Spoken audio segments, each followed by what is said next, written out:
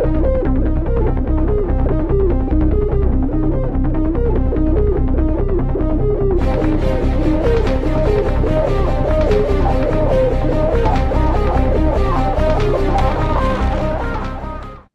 everyone and welcome back to Forceworks Costuming's video log.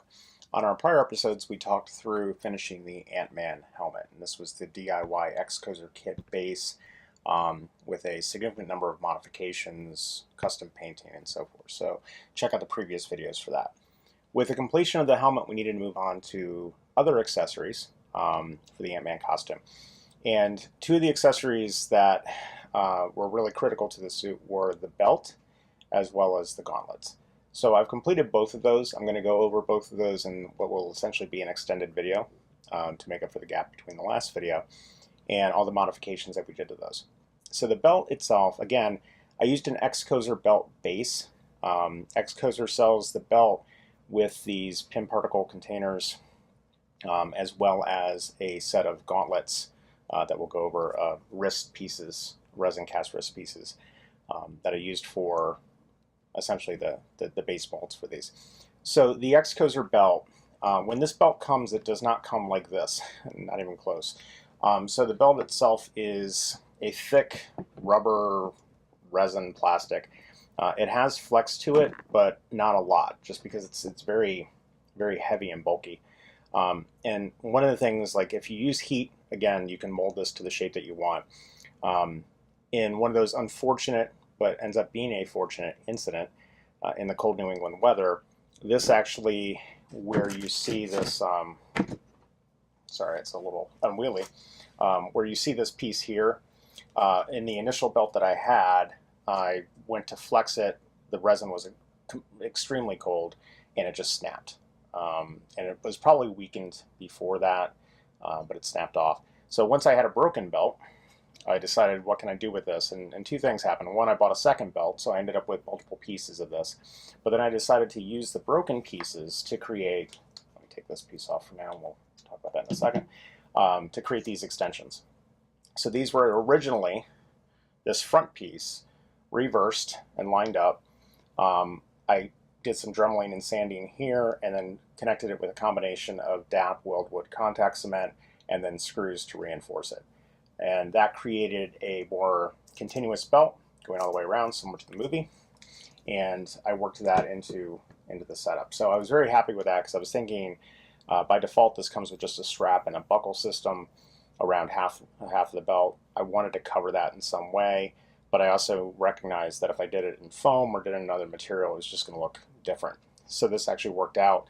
It cost me more money for the base stuff, but in the end I'm very happy with the results. So once I assembled the belt to make it essentially these additional pieces, we did the paint. Paint was done the exact same way that we did the helmet, with the Krylon gloss black, the Duplicolors silver metallic, and then allowed ample time for this to dry, particularly given how much this flexes. I wanted to make sure the paint was super dry before I did any other work with it. Also, in addition to that on the belt, this piece here does light up from the prior belt, and so it's a three-part piece. It's a resin cast dome with an LED light insert. This is just a twist light, and then this base. I did not like the stock color. The stock color is this red that you see here. I really wanted this to pop more because it's in the center of the belt. It's more of a feature piece. So what I did was I did the silver base color onto the pieces itself, and then went over this with a transparent red lens paint. It's VHT Nightshades. I've used this in the past for some lightsaber modifications. You can put it on in multiple layers, get it as dark as you want it, but it created a bit of an anodized effect, which is really nice here. And so that's what's been done on that. I also drilled out behind this, there's a hole drilled out that can fit my thumb to push this piece out, so I can easily change the light as necessary. So that was the belt. Then we moved on to the Pym Particle Boxes. Now, by default, when this comes, the Pym Particle Boxes have these just molded pieces representing the front. They also have them on the back. This is one of those things where they just created a very simple mold, so you could put them on either side and not have to worry about it. In the movie, there was two things I wanted to replicate. One, the back of them were more of a bolt or a rivet as opposed to having this extension. So I cut that off, smoothed it, and then used googly eyes, the little wacky eyes that you find in a craft store. Put those on. These are probably 1/2 inch to 0.6 inch ones. Put those into the indentation, and then when I painted it, it created that rivet effect, which I was happy with. The other thing I wanted to do was I wanted to make it so these were actually Pym particle vials that could be removed. These are still fairly stock, though they've been repainted and the back's refinished. I kept them like this because this gives me an alternative set for different purposes. But the real work came in on these. So what I did was I had removed the front pieces here and drilled out the holes, and then as I take this out, purchased glass vials on Amazon, and the vials themselves had a black cap, and I used the stock cap on the one and then took a cap from a second vial, smoothed off the edges, and then glued it to the bottom to create the kind of vial look. It's not exact to the screen. I don't have machining capabilities, but it's close enough for shield work, as it were. So I put those on, masked all this off, painted it again similar to how I did this with the black and then the silver. Inside the base of each of these I actually put a magnet, and inside this piece here, when I've drilled out the hole and everything, is another magnet towards the back. So these go in and out fairly easily, but the magnets will then help hold them. So I can move with this, I can run, I can jump, I can do whatever. I don't have to worry about these coming out, but if I give just the right amount of pressure, I can remove them from the container.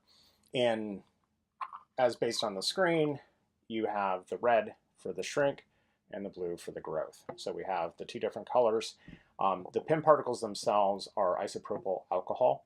I didn't want to use water. I didn't want something that would get mold or mildew or whatever growth in there. So they're isopropyl alcohol, and then a toothpick dipped in two different color food coloring. So this one was obviously red, and this one was a neon blue, and then mixed it until I got a shade that I was comfortable with. Each one of these, the top and the bottom, both pull out and remove. So just a nice little feature, something to wow the kids, as it were. The red ends of this, I was debating painting it. I decided to go ahead and just put something like a decal or a sticker. I actually found these red reflective dots on Amazon, fairly cheap. So this is actually a stack of 3 of different sizes, from largest to smallest, which gives it kind of the spiral effect that you see here on the front of the belt to match that up. So very happy with those. The other thing I needed to do, though, forewarned if you're thinking a similar modification, is the back of these boxes come off easily. Just 2 small screws, which is great. But the default strapping system they have on here, which I kept the strapping idea for attachment to the belt for now, they use 4 very large screws. I have no idea. I don't know if this was just something they had in stock or they felt it would, be more secure, but the screws go in so far they actually take up a lot of space inside the compartment. So instead of using these screws for this, I actually removed the screws and replaced them with rivets that I could get fairly shallow, and that allowed me to open up a lot more space inside the boxes themselves for the Pym particle vials. So that's that piece. And then the last thing I needed to think through was closure. Now that I had this structured the way it was and not default, I couldn't just use the clip system. It didn't want to fit necessarily the right way. So what I've done here, I'll reverse the belt for you, is this is just a Velcro strap that can fold over and connect to itself. I've placed that through one end. I actually cut slits into each one of the resin pieces and then fit that through one end, riveted, and then I can fish the other end through when I put the belt on and tighten. And this gives me several inches of adjustment, depending on how much I've eaten that day or how often I've worked out. So that handles the closure piece. But I also needed to cover this. So the back of the belt in the movie actually has a box, a small box on the back. Not like these, but a similar kind of accessory. So I looked around. I couldn't find anything that was easy to just buy and modify. I don't yet have 3D print capabilities, though that is coming. So what I ended up doing was looking at the screen references. I decided to craft it out of foam. So this is just different thicknesses of EVA foam and craft foam, shaped like the movie version. And so this is multiple layers. the end pieces here, these circles, are actually connectors for paracord jewelry. So the little snap connectors. I used those halves to create the rounded pieces. The long extension here is just a Lego lightsaber that was cut to size and painted over. And then the red lines here were filed out in the original foam. And then rather than paint these, again, I wanted a little bit of a reflective look, a little bit of a pop, and I wanted to tie it back to the other parts of the belt. These are those reflective dots again, but I just cut them into small strips and placed them into the indentations. So that came out fairly well. With any foam piece, I was worried about how sturdy it would be. So on the back, I've actually cut out a piece of Kydex plastic. Kydex is it's a good heat sensitive plastic, so you heat it up with a heat gun or even a hair dryer, you can get it soft and mold it. So I created a slight curve here to follow the curvature of the belt. Fortunately, since where this fits in the back, there's not a lot, but I just wanted enough that it would hug the belt. And then I placed 2 round earth magnets here, and there's 2 earth magnets on the belt itself. Those are connected with a combination of weldwood, contact cement, as well as super glue. And so now, when this is on, I can tighten the Velcro and then attach this piece here. The way it fits around me is a little more square, but then that creates the belt box look, so we have a completed belt. So that's the Ant-Man belt, originally, X-Cozer, now significantly modified and a one-of-a-kind Forceworks custom. So let's set that aside.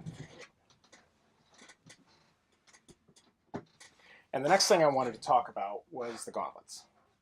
So again, the X-Cozer belt and accessory kit comes with wrist wraps that have these resin pieces on it. And so what I've done is I've kept the resin pieces. When you get them by default, they have 3 and 3. If you look at the movie references, it should be 2 closest to the thumb, 3 closest to the pinky side. So I've taken off 1 on each side. I had actually cut the strapping, removed it entirely to paint the pieces. When I did the paint, again, the black and the silver on each of the pieces, I also drilled holes where the tubing was going to go on specific pieces for each side, left and right. So once the paint was cured, I went back over with the same acrylic, the Crimson Scarlet acrylic that I did here for the tubing on the smaller pieces. And for the center, I wanted it to pop. If you look at the images, there's several parts of the costume where the red is reflective or it's lit or whatnot. This is one of those pieces. I wanted to look that way. So again, I did the transparent lens paint over the dried silver, and I just did it a little bit darker. But now I've got a very different finish as opposed to the red acrylic. It looks really good, reflective in the light, and happy with that. The gloves that I used, I wanted a gauntlet style motorcycle glove. I did some exhaustive searches, a bunch of different sites, and I finally landed on these. Found them on eBay.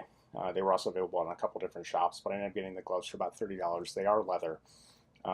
But because I couldn't find the exact gloves that were used and I couldn't find any good references to that, I focused on particular details. One was the ribbing on the fingers and on the thumb, just because it adds a certain look to the glove. I also focused on the gauntlet style, so making sure I had something that extended far enough up my sleeve that I could fit the pieces here and it would look closer to the screen used. These gloves actually have the benefit of having a zip-off gauntlet. I've left the zipper because I think it adds character, but it did have a leather flap that hid the zipper. I've unstitched and removed that. It just made it a little too bulky. So once I got the glove determined, what I did was I wanted to replicate the tubing. I tried different things. I tried silver parachute cord and I tried a few other options. I didn't like the look of it, especially in comparison to the suit in the movie, where it was a lot more tubing as opposed to cord. So what I settled on was aquarium tubing, like breathing tubing for habitats and so forth. I didn't want to paint the outside because the tubing was a soft PVC. I knew that the paint wasn't going to stick very well. It was going to stay tacky. It would probably get on all sorts of pieces of the costume. I just didn't want to deal with that. So what I ended up doing for these was taking my airbrush and spraying chrome spastic paint inside the tube. So I basically put the airbrush at one end, a paper towel at the other, and sprayed the chrome all the way through until I had good coverage. Let that settle, inspected, sprayed again to cover any gaps. But what that enabled me to do was get silver tubing and I'll replicate this again when I have to do some pieces of the suit later. But it also gave it, by default, since it's on the inside, its own clear coat. So this isn't going to stick, it's not going to rub off, and it's going to stay looking this way with a clean chrome finish. So happy with that. I then attached it to the glove. At the very ends are just like jewelry clips, like the ends that you would put on like a leather necklace to tie them together. So I used those because it gave me a stitch point for each of the knuckles. So I lined this up based on the movie, stitched it down with plastic monofilament thread, which again you can find in the jewelry aisle. It's almost like a very thin fishing line. So it's tacked at each knuckle, tacked further back just a bit to re-secure, and then tacked at the wrist to make sure the knots didn't come loose once I knotted it, because plastic threads tend to de-knot easily. They don't grip like the cloth ones do. I just put a drop of super glue on each one to lock up the knot. Once that was completed, I then inserted the hoses into the holes that I had drilled on the resin pieces prior to painting and used a little bit of super glue to secure that. So what we end up with is actually something I'm very happy with, just in terms of fit and finish. Gloves go on. I put the resin pieces back on the strapping that came with them, though I have shortened this up and re-riveted it. But that way I have a little bit of adjustment, and this gives me some flexibility to lock down on the sleeve. So that's the finished glove piece. I'm not going to put both on, you can get the idea here. But then the last piece was the buttons. And if you've seen the movie, there's the scene where Scott's first playing with it and he's pressing the left one, nothing happens, he presses the right and he shrinks. So we have the left one is our growth button, right one's our shrink button. But I wanted the buttons to have action. I didn't want them to just be a red dot or static or whatever. I wanted them to have some spring to them. So what I ended up doing was I found some buttons again on Amazon. They're just these small little red car momentary whatever buttons, and these are about 1/2 inch in diameter, but I really liked the look of these, and the color was about right, the size was about right, and they have a washer nut connection here. The idea is this would obviously go into a dash or a circuit board and you would run that up.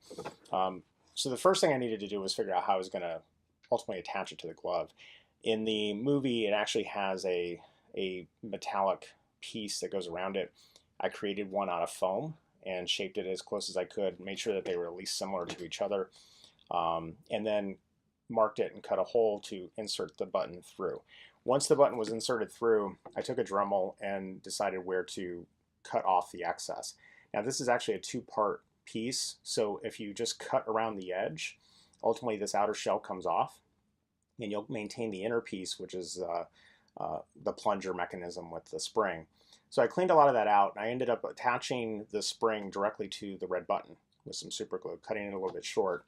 And then that gave me the benefit of, when I connected everything together and glued it onto here with a combination of contact cement and super glue, the spring would allow the button to press and come back. So I ended up having action on both of the buttons, which is exactly what I wanted. So that worked extremely well, got the detail I wanted, and overall I'm really happy with how the gauntlets came out. I didn't find anything online that would even come close to this in terms of something that could be purchased or so forth. And again, I'm not one to just buy stock pieces and wear them. I like to at least modify, if not create, and this was right up my alley. So now we've completed the helmet, the belt, the boxes, as well as the gauntlets. So the next pieces we're going to work on is I have identified some boots for the costume that I'm going to look to modify. Again, there's really no stock shoes out there that are the exact model in many cases, and you see this with Star-Lord, where the sole was a Skechers diameter sole, but the rest of the shoe was all custom. But I found something that was close enough that I can modify, and I bought some scrap leather and some other things to do that. I'll share that build when I complete it in the coming weeks. And I've also gone ahead and finally purchased the Ant-Man suit that I wanted to buy, which is the white sheep leather suit. It's not inexpensive, but it's the one that I felt was closest to what I wanted in terms of accuracy. There's some details I'm going to improve upon, and we'll go over that when after I've got the suit. It's also real leather, which I'm always partial to, as opposed to faux leather for breathability, and it closed in the front as opposed to the back like a jumpsuit, which allows me to get in and out of the costume myself without much assistance. So when the suit comes, I'll do a full review on that on here and give you an idea before I do the modifications. But that's where we are. So we're making really good progress, and because of that progress, I'm probably going to move my timetable up. My original timetable was to have this completed by the Ant-Man and Wasp premiere in July, the latest trailer of which just hit. If you haven't seen it, I recommend viewing the trailer. It looks great. Now I'm going to move this up to the beginning of April. So I'll be going to Empire State Comic Con in Albany the first weekend in April. And my plan will be to bring my Star-Lord, but also to bring Ant-Man and debut it at that show. And we'll see how that goes. So as long as the progress continues, we should hit that target date. And if not, then we'll make do. But in the meantime, if you have any comments or questions, please feel free to post them. Feel free to like and share this video. I'm not making any money off this, but it does give me some personal satisfaction to know that people are enjoying this content. It gives me a reason to continue doing so. And also please like my Facebook page at ForceWorks1 and my Instagram at ForceWorks1 as well.